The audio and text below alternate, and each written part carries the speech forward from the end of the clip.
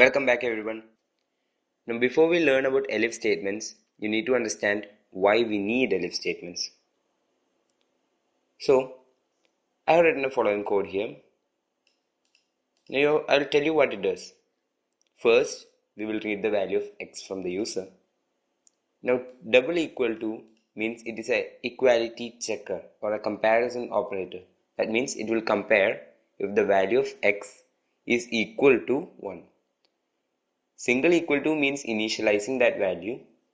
Two equal to's mean it will check for equality.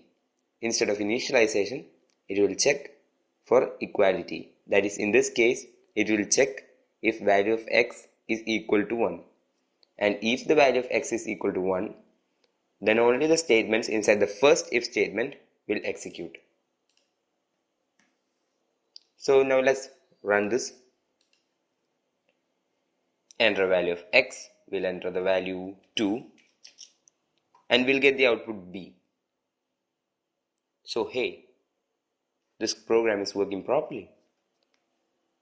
Why do we need an elif statement here? Now I'll tell you why. Suppose we are having 27 of if statements like these. The program will take a long time to run. Now we just have 5 statements.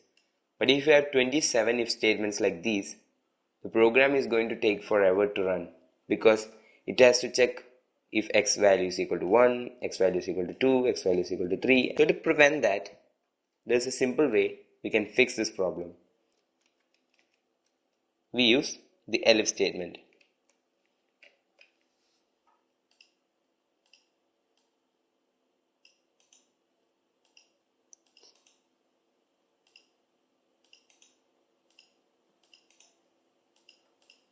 Okay, so by using the elif statement, what happens is that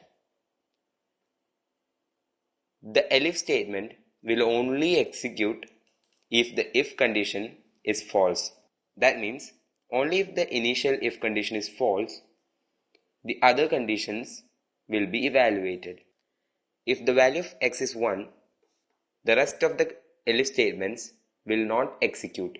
Only the first one will execute. Now if value of x is 2, only these two statements will be executed. It will not check if x value is equal to 3, x value is equal to 4, x value is equal to 5 because we already know that the value of x is equal to 2. So I think the concept is clear.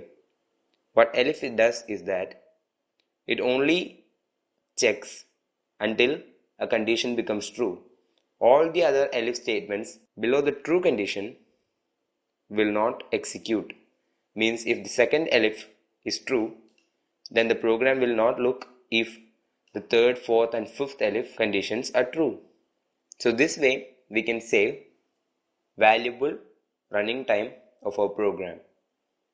Now in small programs it won't make any difference, but in large programs it will show a large difference in the running time. So I'll repeat what we learned in this lecture. If x is equal to 1, then we'll print a and then stop the program. It will not check if x is equal to 2. The same way, if the value of x is equal to 2, then it will stop there. It won't check if the value of x is 3 or x is 4 or the value of x is 5. Because Python already knows that the value of x is 2. That is how the elif statement works. We will have more understanding of this as we write more programs using elif statements. So I'll see you in the next lecture. Thank you.